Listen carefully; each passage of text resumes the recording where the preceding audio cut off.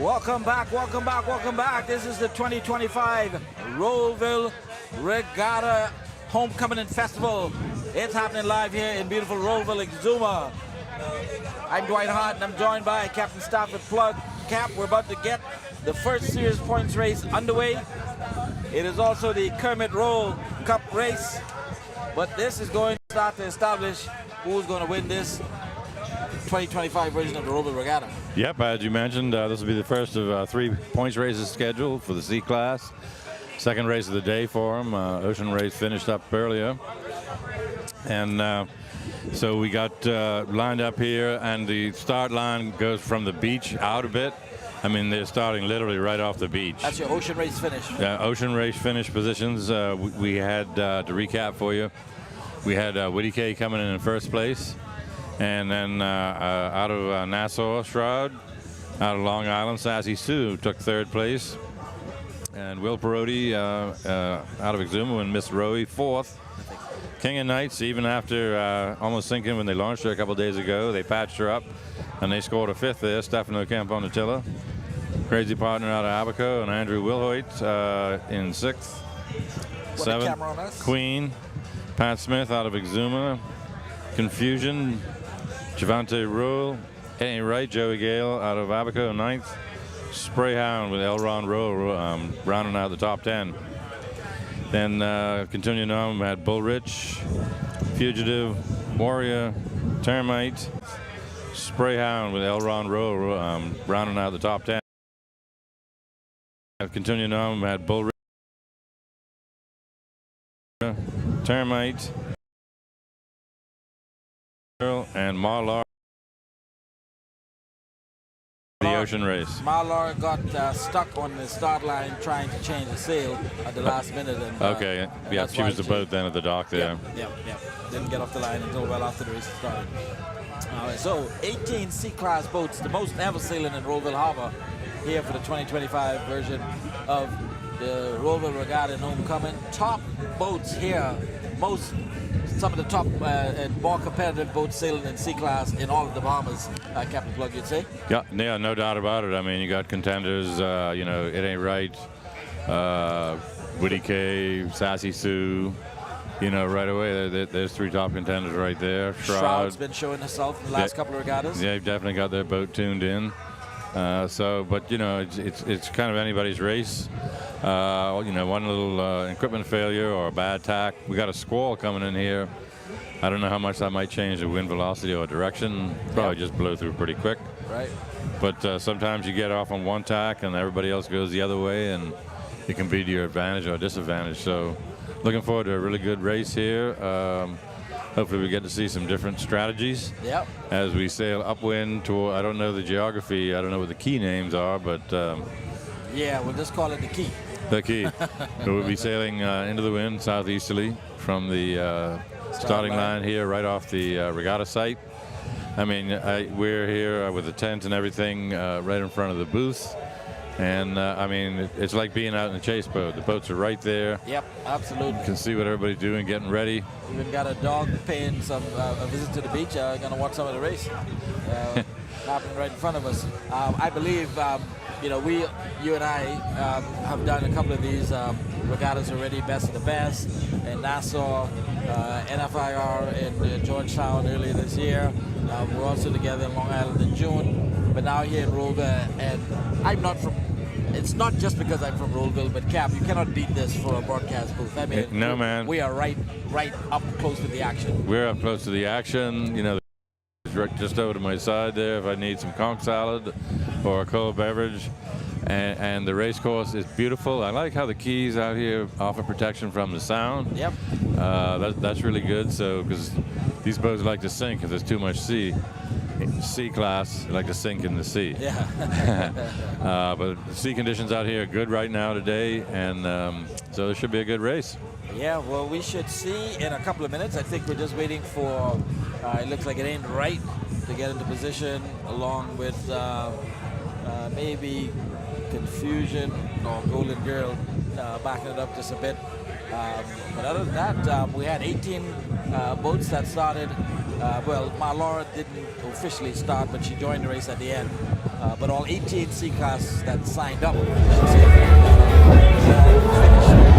the Ocean Race day, which is an excellent start, yes, to the regatta. And it looks like they're all 18 are going to make the first points race start as well. And so we'll see at the end of this race how things kind of sort themselves out. Again, you know, in the top 3 in the Ocean Race, Willie K, Sassy Sue, Shroud, well, not in that order, Willie K, Shroud, Sassy Sue, 3 boats, you know, their names are always going to be called in these regattas. And so the milk kind of tends to separate itself from the water, or the oil from the water, however they say. Sure does. But we'll see. I mean, this course, unlike the Ocean Race, which was a straight line course, basically, you have now a circular or a triangular tacking course, and a big one at that. Rolleville Harbor, I think, stretches these boats up more than any other harbor currently on the circuit. And so it's a long upwind, a couple of tacks to get to that mark, and then a long bed back to the downwind marker, where, you know, you can get overtaken if a boat is coming with a little bit more power, or they're getting a big puff from somewhere that you're not getting. So we'll see. Yep, that long upwind offers the skippers the opportunity for different strategies, whether you go to the left or the right of the course. So that we'll see how that works out. I talked about earlier about the tides. I'm sure there is a little bit of tide out there in some spots, but I think you mentioned that it's clearly visible. You can see the tide rip, so sometimes a little bit of tide can help you improve your position, or it can work against you. Yep. And the squall is blowing by. A couple boats there still out on the line. It's there's no fixed positions for your starting. You just first come, first serve. First come, first serve. The race committee puts out a couple of buoys, 2 red floats, and you just anchor where you want in the line there. In theory, it doesn't matter whether you're in the middle or on either side. Sometimes the line's off just a degree or so, and one end or the other can make a difference. So it's up to the skippers and his bowman to decide where to drop the hook. I think it's pretty good holding bottom out here. Most everybody using the traditional 5-prong grapple anchor. See how this start goes here. See if anybody's anchor slips. Well, yeah. Well, we believe. I think we've got. Looks like maybe just one more boat. One of the boats out of Bucktown, either Confusion or Golden Girl. They may have attempted to change sails. 1, 2, 3, 4. Maybe a quick slide. I don't know. They may make the start. They may be left behind, because I believe the race count 17 right now.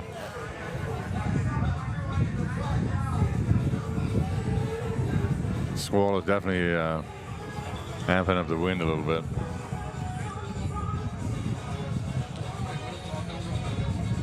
And a fair amount of people are out here on the beach taking advantage of the fact that you can stand within 20 yards of the start line.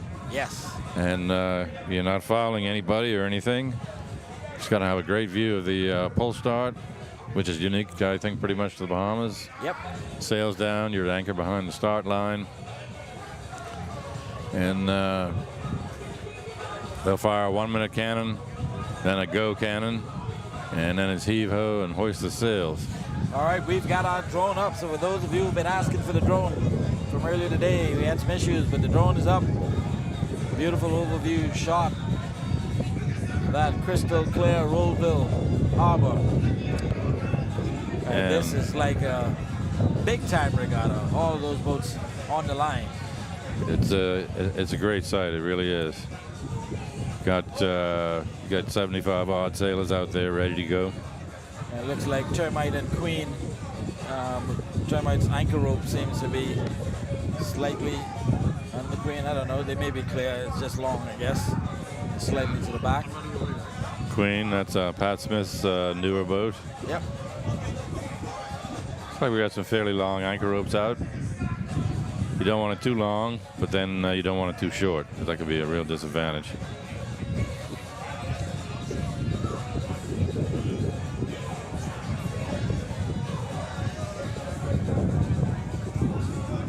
close under the harbor, I see looks like Fugitive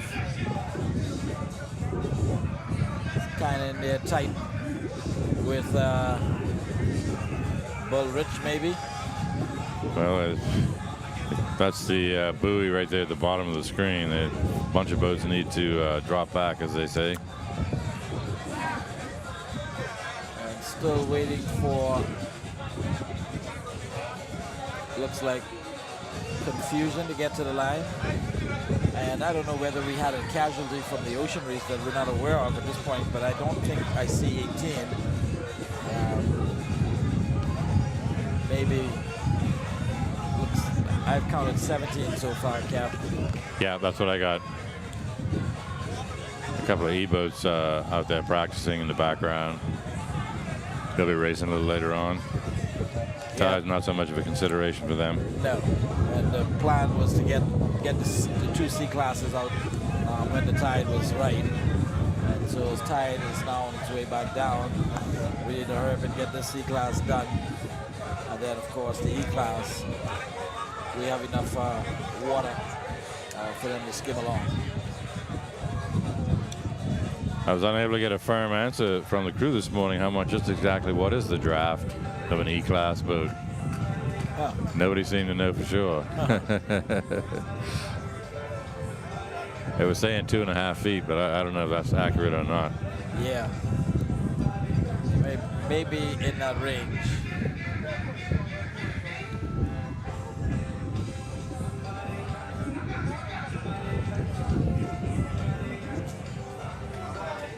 Definitely only counting 17 at this point. And I believe I see the number 18 boat anchored out to the harbor, one of the yellow boats. Maybe I've tried, who I know last year had a similar issue, so I think she may not have completed the ocean race and won't be participating anymore in this race. Well, that's too bad. You hate to see somebody, you know, get knocked out or out of the regatta, equipment failure or what have you, you know, right at the beginning there. You make the effort to come. I'd like to have everybody competing.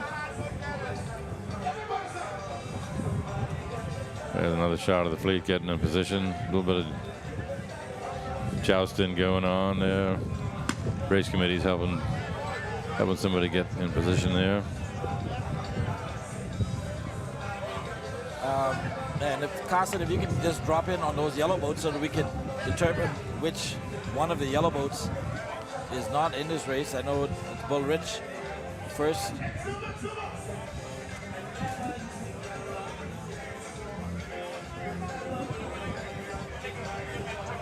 We have 4 yellow boats sailing out of Baratari. Bull Rich, Ma Laura, Warrior, and I've tried. One of them is not in this race, and so we'll see.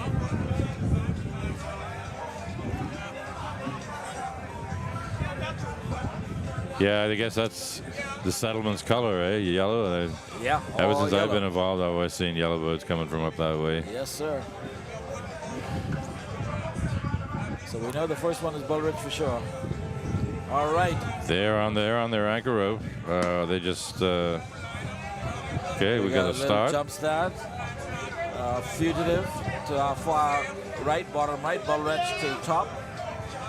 That I would say that's the start. We didn't hear a gun, but maybe that's because we got the headphones on.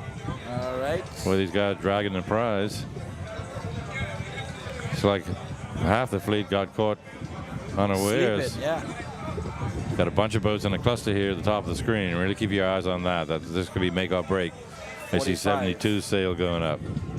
45 sail going up. They're really tight together here, folks, on the start line. You do not want to get tangled up with another boat, spin you around. All right, we'll keep eyes on the boats now because I believe we're going to see. Okay, we got a couple boats there in the middle, close together, but close like but clean. Clean. All they're all on starboard tack. We got one boat there to the left in irons. Sail going down, I think, on it ain't right. Or maybe Crazy Partner, whoever's sailing number 18, Cap. 18, that's Crazy Partner. Crazy Partner having to do a reset on the sail. 88 Meanwhile, Shroud is out there. out front, number Already. 88 Shroud, that light green hull. 44 Willie K also making a way out. And let me tell you, these guys on the Shroud are showing that they've got that boat ready, good to sail. Sassy Sue at the bottom, number 10, making her way down. But Shroud is out. Willie K getting out as well. Oh, wow. Crazy partner having some issues. Sails down. Trying to reset. 45, New Eyes. Uh-oh, little tangle up there. Getting in trouble. Looking up on the boom. Of either Confusion or Golden Girl. And the pry into the boom and spinning around. You lose all your momentum, and it's not good. And The Abaco boat. decided to. She's tacked over. Yep, not a bad move. Perhaps getting into clean air. Number 10 there at the bottom of your screen, Stephen Knowles. Everybody else still going at it on port tack. Meanwhile, Sassy Sue gets some clean air, and this could be seriously to her advantage. Yeah. It's going to be a long upwind leg to the windward marker there. Going to be some tacking and hopefully some different strategies. Yeah, interesting strategy as they get started.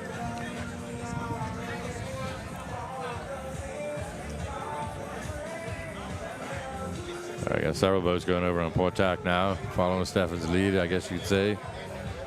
I'm not sure exactly who's the most windward. Number 04 trying to get out of irons. It's really complicated on these sea boats. Got to drop your. Uh-oh, we got a port starboard. Woody K. Okay, they were on port. They're the burden boat. Okay, wasn't sure if there was any contact there, but it sure did stall out Woody K. They were on port tack. They were to the disadvantage. That was pretty close. Very close. Definitely knocked them out, but they were able to recover. I think that was either Golden Girl or Confusion going across. All right, we got another possible crossing, port tack coming into the left. Starboard tack right at the bottom of your screen coming up. They have the advantage. King of Knights coming across the top. King of Knights 107. And that's Confusion about to cut them. Confusion cuts them. They have the right of way on starboard tack there. Good clean pass. New Eyes stalled in the harbor. Still trying to get a sail up. It can be so difficult to get these C-class boats out of irons. Halfway drop a sail, put the boom in the water. They got it going. They got it going. Woody K in the background there, 44. Termite on the top of number 43. Yep. Meanwhile, we'll pick up Sassy Sue and Shroud.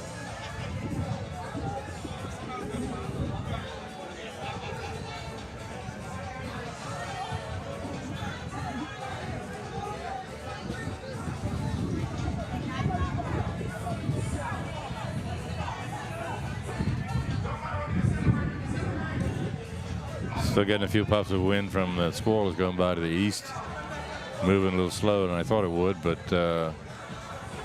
nothing we can't handle out here in the Rolleville Harbor. There's Shroud right at the bottom of your screen. Number 88. She appears to be the most windward of the boats. Yes, and powering through the water. I mean, that boat's sitting upright. She's not rocking. She's straight. You got 4 men on the pry, 1 on the tiller. And they're keeping her balanced. Sail perfectly trimmed. Yep. Almost all the way to the top, so fairly large sail, although not much in the way of a belly.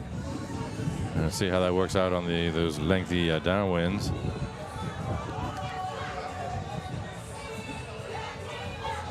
We'll pick up some of the other boats in the fleet. I believe that's Confusion going across the bottom of the screen at the moment. They've got 5 crew on board. A little more belly in the sail than Shroud. Sprayhound, actually. Aileron roll out of Rolleville. Looking nice and trim. Winds may be dropping off out there a little bit, but that squall passing now. I believe all of the boats are now on a port tack, going upwind. making their way to that mark, which is way, way, way, way up there.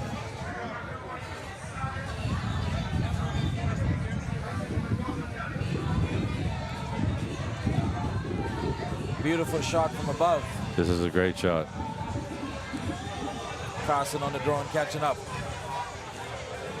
This is where some of these skippers that are a little further back have the opportunity to tack over and try to see if they get a lift from that squall that's passing by over there to the left of your screen. It's just going off on the left of your screen there. Might be a little more air and perhaps a little wind shift over that way. And that's Warrior sailing with sail number 32.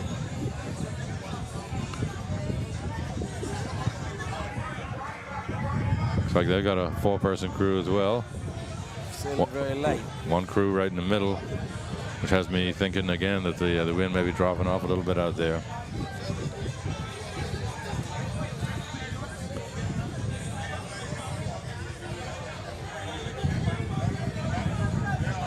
A shot of some of the boats that are at the back of the fleet right now. Get back to that drone view.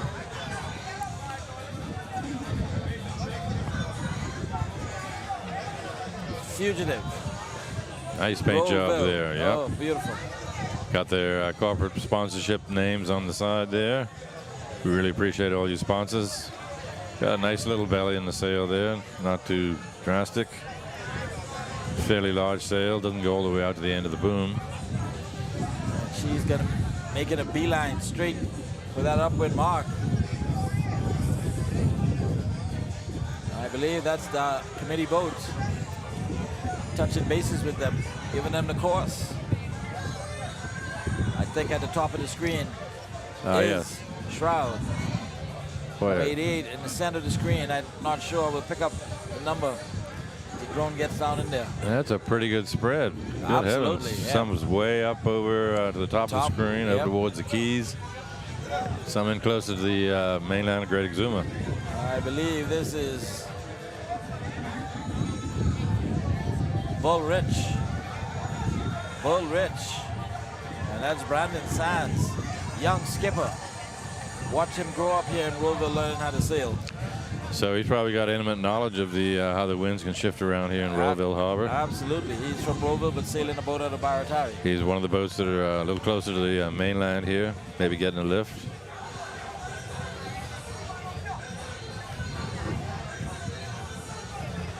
There we go from the shore camera. Sure, we'll pick up the location of the windward marker in a bit. The committee boat typically will go up there and circle it in the direction that the boats are to go around. Not sure whether this will be a port or a starboard rounding, but still got some distance to cover to get up there.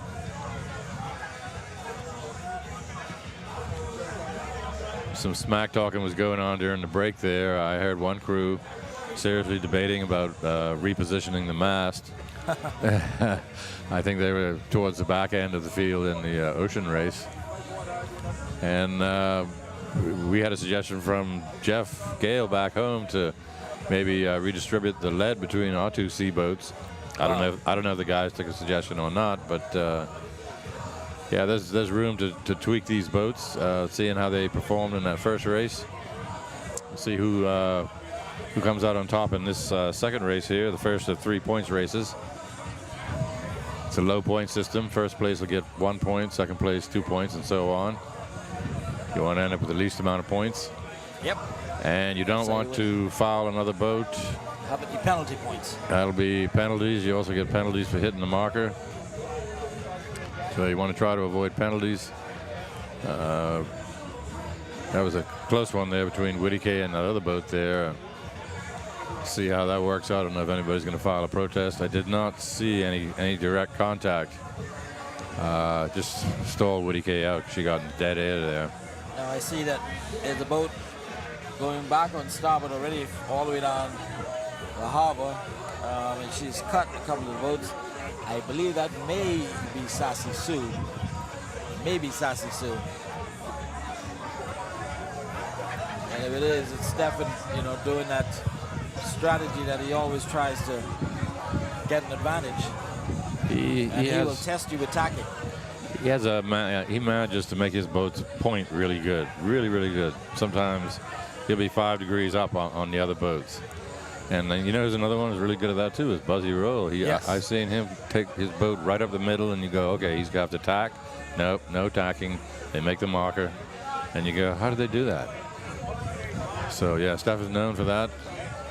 Coming back on starboard tack gives him the advantage, of course, over all the other boats coming up on port. If there's any crossings.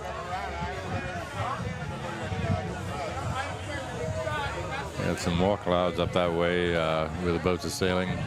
Yep, we got a couple more boats now going back on that starboard tack. I believe I'm looking at 72 maybe. It ain't right. My eyes are as strong as I think they are. Yep. They were more up the middle, going to windward there. See how that works out for them. Yep, and there's going to be a reckoning somewhere. I believe all of the boats, even the ones on starboard, are going to have to come back to port in order to make a mark. All of the boats coming from starboard out of the beach would have to do that because at some point they would run into a sandbank, so you can't go too far. Aha, okay. That way. And we should have our drone cam up in a couple of seconds here. Gives us a better view of what's going on. And in front of us right now, we have a couple of crossings. Oh, there's definitely a few battles out there.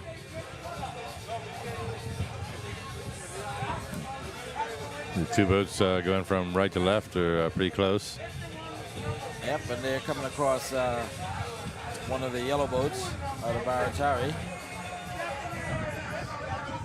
Boat speed suggests to me that not much wind there.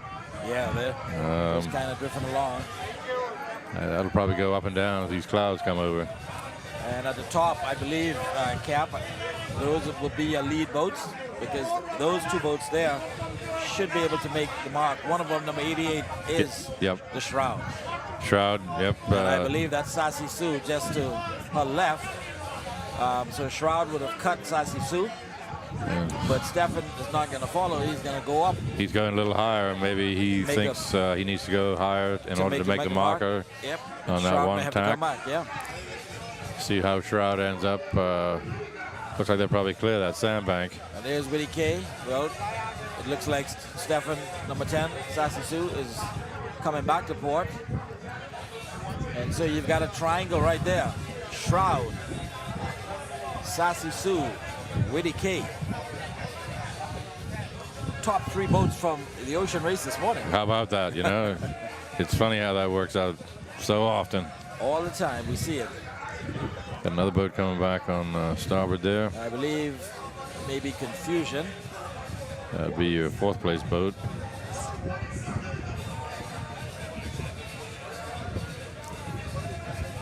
We got an eye on where the marker is. Give us a better idea who's going to make ley line, who's got to do a couple more tacks. I believe we're going to see the marker come into view very, very soon. It'll give us an idea that this is not a short race course. No, it isn't at all.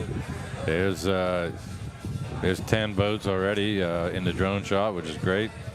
And you got Bull Ridge coming from the bottom, I believe. Bull Ridge coming. Yeah, they were the boat that went along the main shore, and looks like they're pointing pretty good right now. Oh yeah.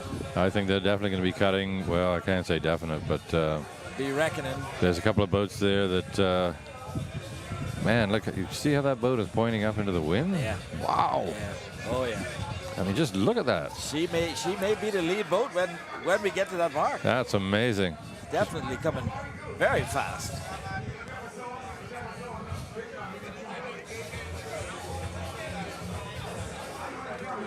Yeah, the clouds up that way, a little darker.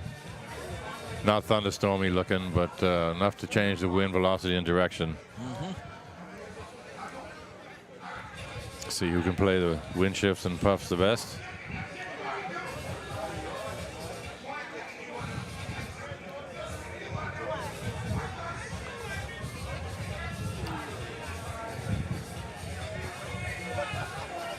We're back on the shore camera here, right on the site beach.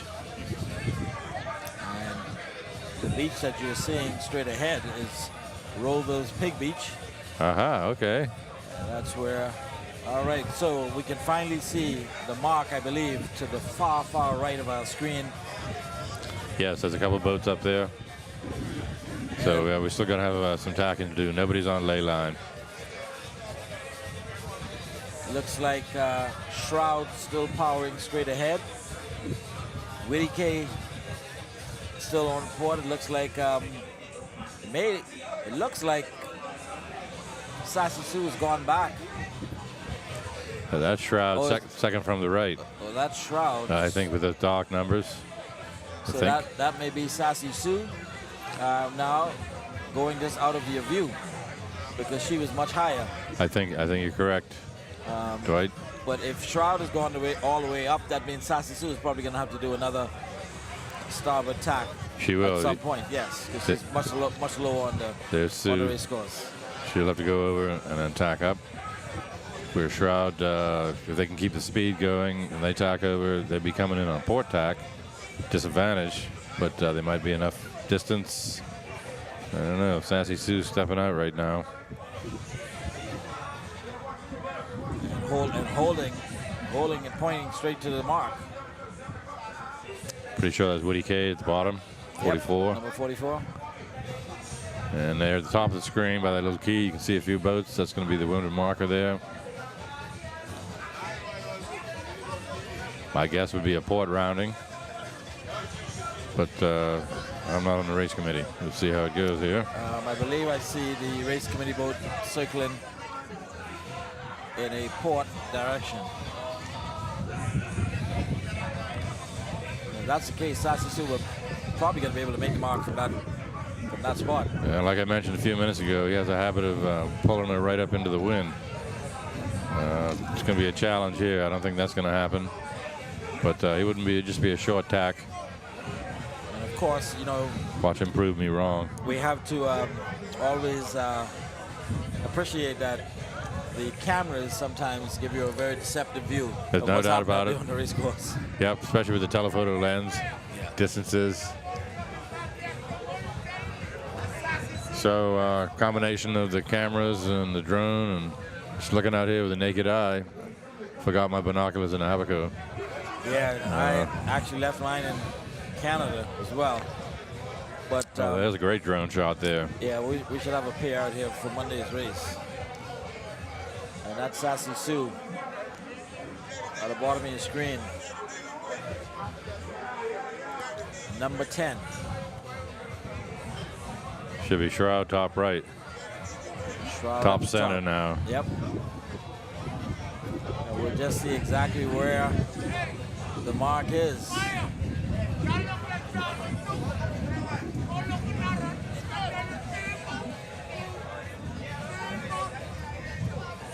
Whitty K on the bottom.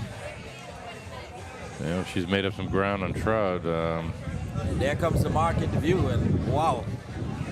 Stafford, if he's going to make it from there, I believe he's going to have a pretty decent lead on everybody else. And we made the note, getting off the start line, he was one of the first boats to go up on port. Yep, get out in that clean air, Dwight, man. We can make all the difference. So they'll just have a short run when he tacks over here momentarily.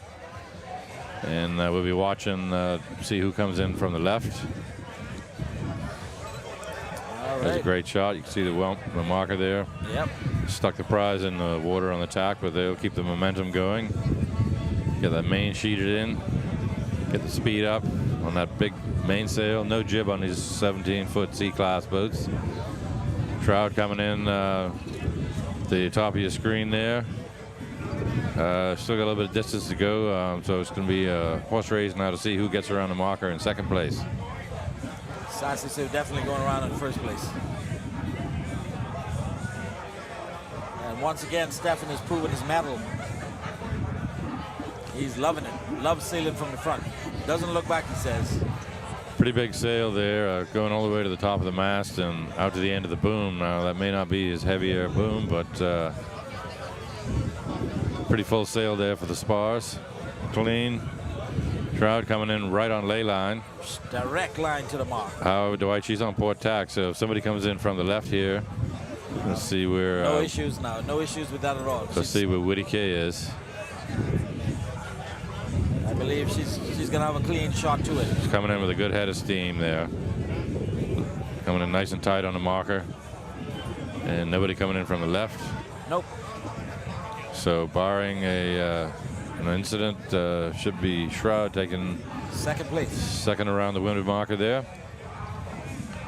So no cakewalk for Stefan yet. Nope. Shroud's right on their tail. Yep. It's still some distance to go. See that rain squall in the background there? That's the one that's been passing by. And we may be getting some rain from this next one down here to the south. Lost that drone shot because we were going to see some action, I believe, at the mark. So the drone's in the rain already. Couple more boats coming in. Some tight tacking, 4 boats there. It looks like somebody, okay, nope. Everybody's keeping. All right, that yellow boat's, she's too low. Too low, she's going to have to tack again. And that could be a problem for the other 3 boats in the picture. Woody K, I believe, one of them.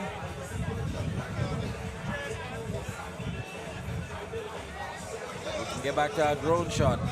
So 3rd, 4th, and 5th, and 6th, I guess, real tight there from the shore cam. It's like 3rd round, 4th, 5th, 6th, getting there.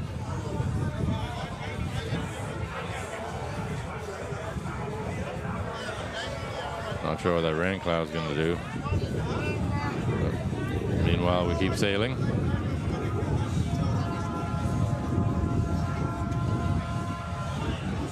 I believe Woody K is around in 3rd place, followed by, I believe, Bull Ridge, the yellow boat. I think you're right, judging by how they were as they approached. Yes. So no jobbing around that marker, leaving it to port. Just going to ease out the mainsail, catch the wind in a probably a straight downwind, it looks like. Yep. So we'll come back down to a leeward marker here, probably close by the beach. If they're going to do a second lap, back around and up. But that's the race committee's call. A couple other boats going around now. With this, with the extra wind from the squall coming behind the boats there, gives us skippers and crews the opportunity maybe to tweak the sail a little bit. Yeah. Sometimes you can have too much sail up. You drop a tack or 2 in the front and just depower the sail a little bit. Keeps you going fast, but you're less likely to push the bow underwater and sink. But we've seen that happen on the downwinds.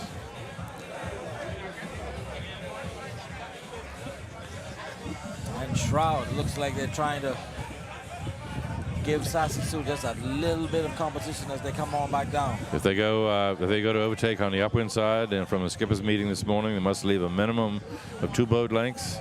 If you're overtaking on the windward side, that's to avoid anybody getting smacked in the head by the overtaking boat's boom. All right. Safety.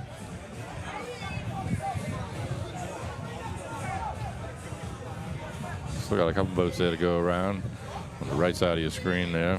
Yep, get out of the rain and get on back down to where it's not raining. So a pretty decent start. Yep. First lap, no incidents of note. No, a couple close calls there going upwind, but yeah, everybody's still upright, and which is impressive. 18 boats, and yep. Well, one of the advantages of sailing in this big harbor, you're able to stretch them out like that. And nobody's running away with the race. We got half a dozen boats that are all pretty close together. Now they're on the downwind, trying to scoop up all the wind they possibly can without rocking back and forth, the death roll, we call it. This race, the Kermit Roll Cup race, various sponsors involved. First, second, and third place prize money. First place will net you $800. Second place will net you $600, and third place is going to net you $400. Okay. And that's going to carry through to the other 2 cup races on Monday as well. Awesome. Well, thanks to, is that Kermit's out by the airport? Kermit's by the airport. Okay. Well, the race is named after the man, Kermit Rowe. Gotcha. So it's in honor of Kermit Rowe, who is 40 years the Commodore and chairman of the Rolleville Regatta. Oh my gosh! Wow, Yes, what a so, gentleman to do that, man! What a stretch! For that many years, I think we all appreciate the fact that if it were not for Kermit and his leadership, this regatta would not be at the 81st year at this point. And so the Kermit Rowe Cup race is a race that will be forever etched in Rolleville's racing, because it's a set cup race. Sounds like an honor that he's definitely worthy of. I mean, 40 years on a committee. Yes. That's some serious dedication and love for your community and whatnot. Yes. And the sport of sailing, our national sport. I encourage you to start making your plans for the next regatta you think you might want to attend, or if it's an island that you're from or descended from. Make your plans. I guarantee you're going to have a blast at these regatta homecomings. Absolutely. Everyone I've been to, I've had the most enjoyment on the shoreside thing. There's always some good sailing action to watch. People say sailboat racing isn't very exciting. Well, that's far from the truth. It's very exciting. And if you hear my voice go up in tone, then you know that something exciting could be happening on the screen. Well, right now on your screens, you see the fleet making their way downwind on a bed. Sassy Sue at the far left, number 10 in first place, Stephen Knowles, followed by Jason Robinson and crew, sailing Shroud for the first time in Rolleville. Shroud. Yeah, they're starting to get picking up second place today in the ocean race, and she's now in second place again in this series race. And it's kind of interesting, Cap. Top three boats in the ocean race: Whitty K, Shroud, Sassy Sue. Top three boats currently in this first series points race: Sassy Sue, Shroud, Whitty K. The cream always rises to the top. So you know what that tells me, that these crews, they got the right sail selection for the conditions. The crew's all in sync, so they're pulling off good clean tacks. They're having good anchor pulls at the start. But you see Sassy Stu sticking the boom in the water there. That's because there's a squall. You really can't, well, you can, if you look carefully on your screen, you can see there's some rain behind them, half mile, maybe 3/4 of a mile. So they're getting extra wind. This might be where you might put a tack or two if you sail down. I think Shroud may have already done it. And it looks like Whitty K also tacked away, maybe to adjust the sail as well. I think that's what they're trying to do. It's hard to make sure that they don't sink. When you've got a lot of pressure on it, it's hard sometimes to get the sail to move up and down the track. So weather's going to be a consideration here on this downwind leg here. And I think it'd be up to the race committee to decide if they want to just leave it at one lap. Yep. That'd be kind of what I'd be leaning towards. Yeah, we have as you can see, a big squall starting to build immediately over the race course. Whitty K's got their sail lowered partially and back on the course downwind. We got 7-11.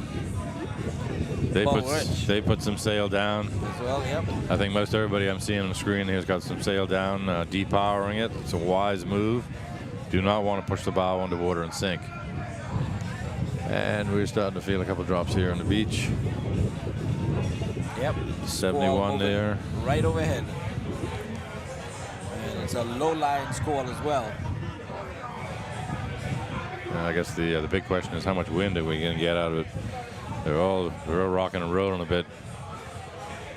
No boom vangs on these boats to keep the boom down.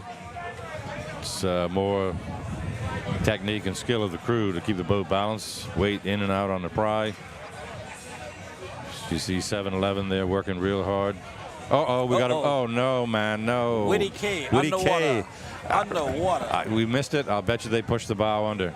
Pushed it under. Oh man, Whitty K. I don't believe it. Wow. But it happens. I've been talking about it this whole race. Unbelievable. Everybody else is going, uh-oh, you better put down another tack, boys. We don't want to do like the Whitty K. Man. And you're watching it live on your screens. Whitty K underwater. Right in the middle. We can get a committee boat out there right away. Right in the middle of the downwind leg. And let me tell you, one of those incidents and you are out of the regatta. Yeah, that's all it takes in the points race. Yep. One error like that, and you are out of it. You can still sail for trophies and everything, and of course you get points, but once you get one of those high scores, then you're done. Woo. What do you guys want to do about the weather? All right, yeah, we're going to make a decision right now as to whether we're going to continue with the broadcast or we're going to pull the plug and leave it up to Carson to tell us when we can't handle it anymore. I see boats lowering sails even further. They're still giving them forward momentum, but for safety, with the squall coming up behind them, they're going to have to lower sails almost. I'll leave it up to Carson to tell us when we can't handle it anymore. I see boats lowering sails even further. They're still giving them forward momentum, but they're going to have to lower sails almost all.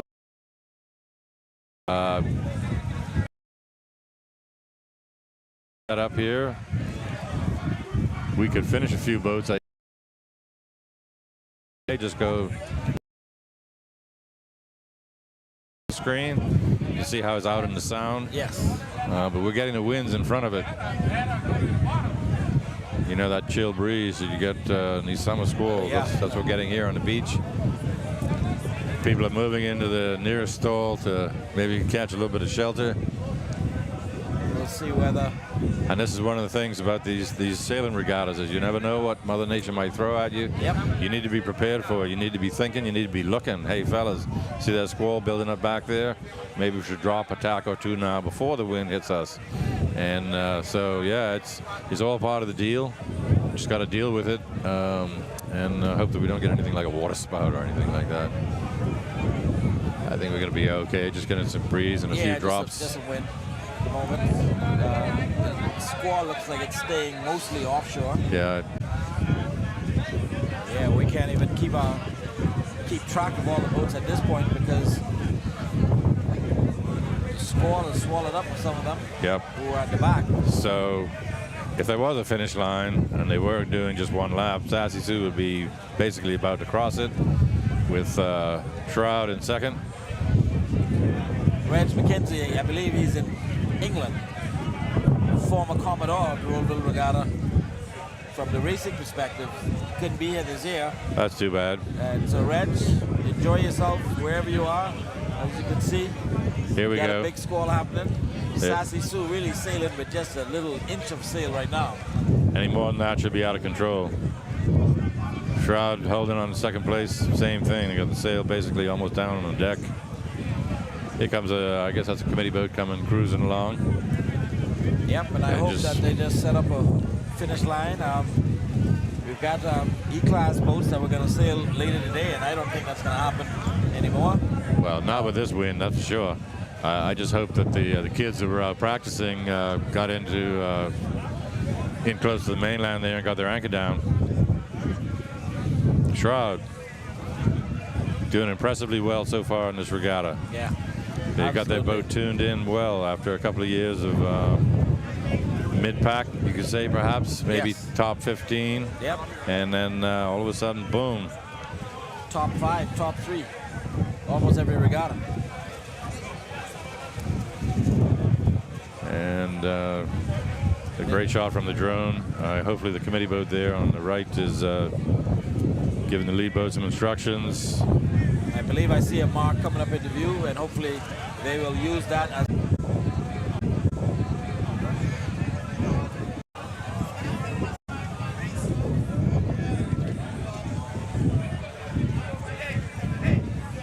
Well, it looks like the heavy stuff is going to be to the north of us, thank goodness. Yes. It's almost like they kind of went around the regatta site and then really came together off to the north there, down towards Barrytarry Way. Yeah, looped right around.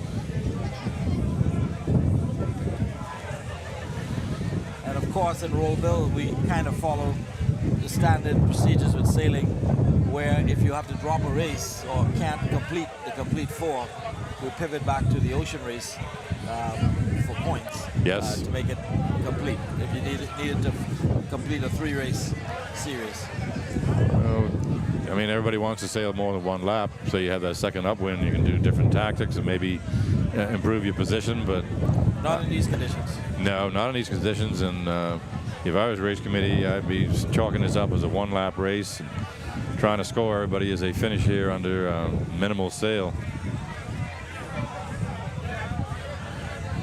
Poor like, Woody K crew, man. Oh, man. Yeah, that's very unfortunate. They attempted to depower, like you said, but probably a little bit too late and not enough. They were leading us in the best of the best. I want to say it was in 2017. And us being, it ain't right. And they pushed the bow underwater and sank. And right at the mark, I remember seeing it. Yep, as a result, we were able to win that regatta.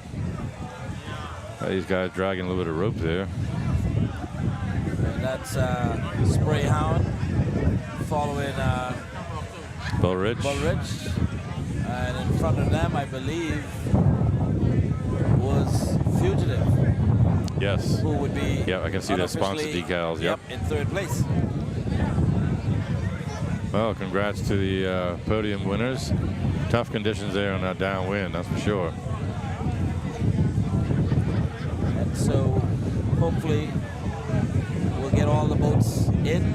I do see a committee boat with the Woody K crew, and so they will try to assist them as best as they can to get that mast out of the boat.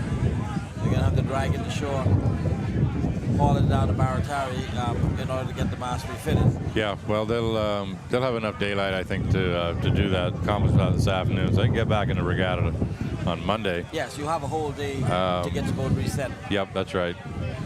We got... still possible to get possibly high enough in the podium. A win after a DNF is probably almost impossible with the quality of boats that you have. This is true. Barring something else happening to one of the other top boats, probably say Woody K's regatta is done. I think that's safe to say. And so tomorrow, Sunday, I guess we got church and then the that famous beach party down the road here? Or? The official church service actually was today. Oh, today, okay. The Seventh-day Adventists in Rolleville, we rotate the church services amongst the different churches. Oh, okay. Every regatta. And so this year was the Seventh-day Adventists' turn. All right. So the official church service was actually today. So tomorrow, I mean, obviously you can still go to church, your choice, church of choice. Mm-hmm. But the official church service already passed. I got you. But we do have the beach party happening tomorrow evening. There's a special shootout race, I understand, being sponsored by Stephen Knowles and a couple of other businesses here in Exuma to do a race-off. I understand, being sponsored by Stephen Knowles and a couple of other businesses here in Exuma to do a race-off in front of... I'm sure there's some money involved somewhere. Yeah. But yeah, so looking forward to tomorrow's activities and getting back to sailing when the weather clears off here this afternoon. Yes, absolutely. Well, we're being told that it's time for us to pack it up before the tent blows away with both of us attached to it. All right. And so we're going to call it a day here, I believe. Not sure we're going to get E-class sailing in under these weather conditions. I seriously doubt it with the time that we have now. But if we do, we'll come back. Other than that, that's going to be it for us from the regatta site for now. And we will be back on Monday for sure, weather permitting, to complete the additional 2 races in the C-class. And I'm sure Darrell will be able to put in 4 quick short laps in the E-class to ensure that the juniors get their racing done as well. Sounds like a plan. You guys be there. All right. Signing out. I'm Dwight Hart and Captain Plug. We'll see you next time.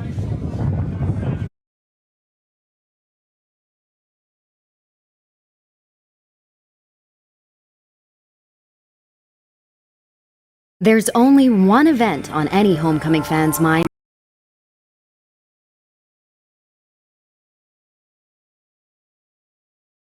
There's only one event on any homecoming fan's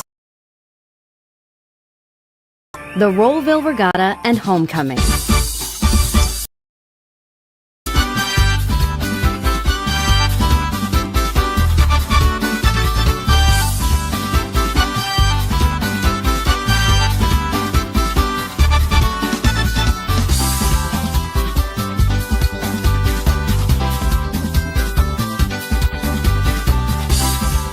Now, Exuma is no stranger to being a fan favorite, with visitors from all over the world flocking for its famous swimming pigs and crystal clear waters, made especially famous by astronaut Scott Kelly when he called the waters surrounding the Exumas the most beautiful place on Earth from space. But the Rolleville Regatta's beauty goes beyond those famous pristine glowing shores, opting for another kind of beauty: culture, the Rollevillian people, and history. Of course, there's also a whole lot of fun, but we'll get to that in a minute. The 2024 Rolleville Homecoming and Regatta marked their 80th year, maintaining their record as the country's oldest consecutive regatta. I wish to bring brief remarks on behalf of our Deputy Prime Minister and Member of Parliament for the Exuma Ragged Islands. He wanted to be here this evening, but because of the weather, his flight has been delayed until tomorrow.